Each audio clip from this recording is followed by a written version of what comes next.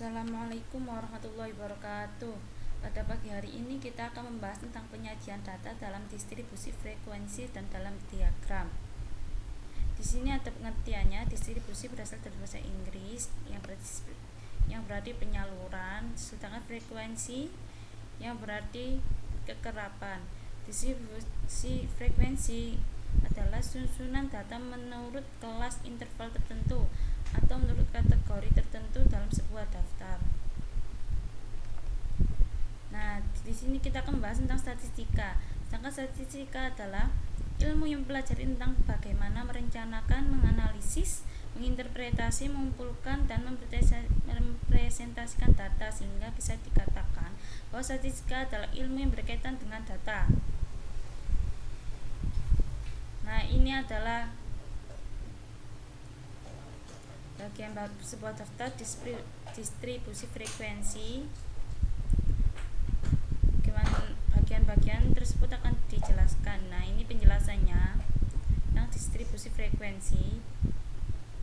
Nah, ini agar mempunyai kelas interval. Kelas interval adalah selang yang memisahkan kelas yang satu dengan kelas yang lain.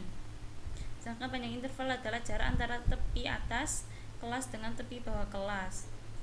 Ini adalah istilah-istilahnya. Sedangkan langkah-langkah agar bisa membuat distribusi frekuensi itu sebagai berikut. Ini ada yang pertama, mengurutkan data, yang kedua menghitung rank tentang data, yang ketiga adalah menghitung jumlah kelas, yang keempat menghitung panjang kelas, dan yang kelima menentukan batas data terendah.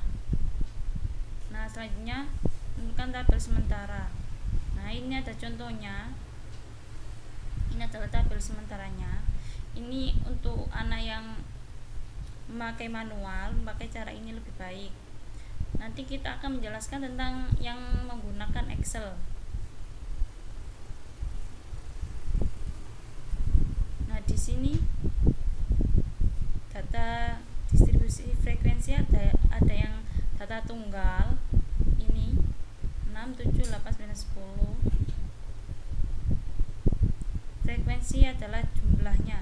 6 ada 2, 7 ada 6, ini paling banyak 7. Yang 8 ini ada 7. 9 anak yang nilai ujiannya 9 itu ada 3 anak. Nilai ujiannya 10 hanya 1 anak. Nah, ini jadi contoh tabel distribusi frekuensi. Juga ada data kelompok. Data kelompok itu seperti data yang atas tadi, contoh yang atas. Nah, ini ada penyajian data dalam bentuk diagram. Ini ada contoh dalam bentuk histogram, ada yang bentuk poligon, dan ada yang bentuk ogive.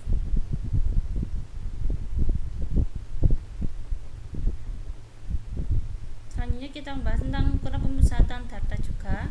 Ukuran pemusatan data adalah sembarang ukurannya menunjukkan pusat semua data yang telah diurutkan dari yang terkecil hingga yang terbesar, atau bisa sebaliknya. Ukuran pemusatan data ada beberapa macam, diantaranya mean, median, dan modus.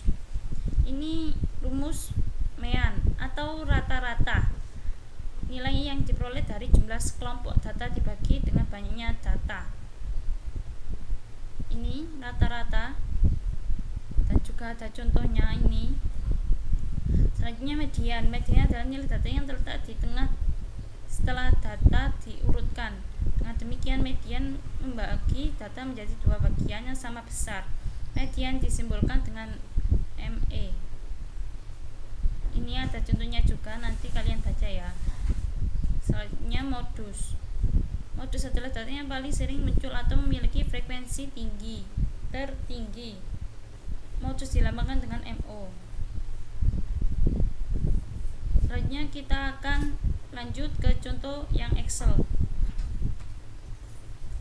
Ini contohnya ada nilai matematika siswa kelas 12. Siswa ada. Ini adalah nilai siswanya. Nah, kita akan mencari banyaknya. Nah, banyaknya ini ada berapa? Kalau kalian hitung satu-satu kan capek. Sini ada caranya. kalian klik sama dengan, terus ketik count, buka kurung, kalian blok semuanya ini, terus tutup kurung, kalian enter, akan menjadi keluar nilai 80. Ini untuk anak yang punya laptop, bisa kalian coba. Selanjutnya yang nilai maksimum.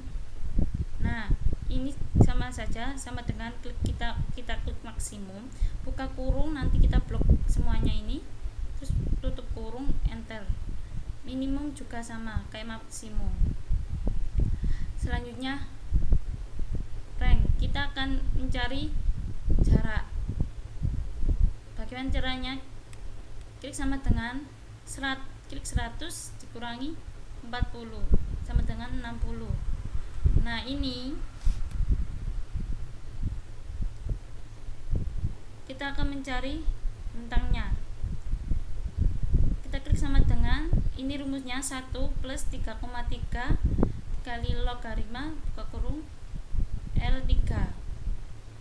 L3 itu yang mana ini?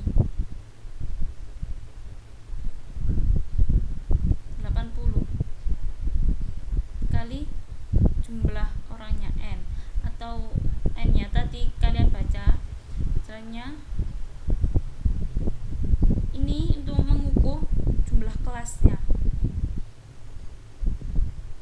sama dengan 60, ini sama dengan L60 dibagi L7 sama dengan 8. Nah, ini contohnya. Jadi 81, 2, 3, 4, 5, 6, 7, 8 ya.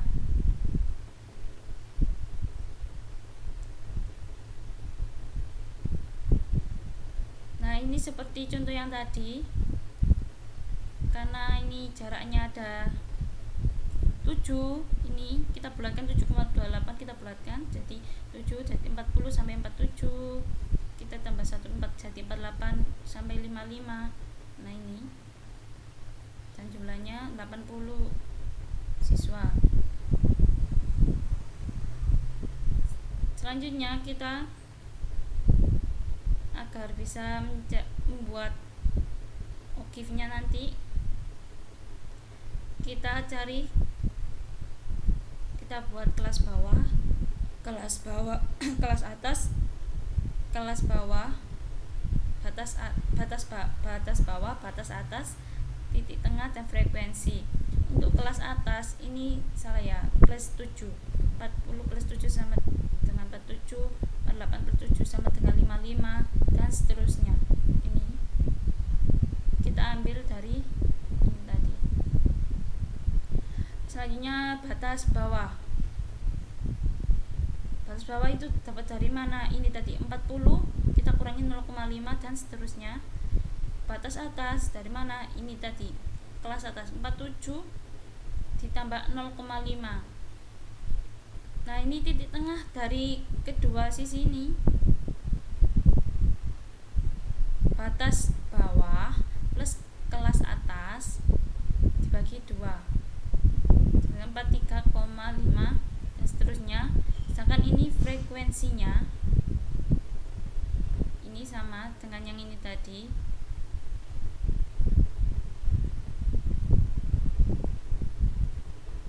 Ini ada frekuensi kumulatif kurang dari dan frekuensi kumulatif lebih dari.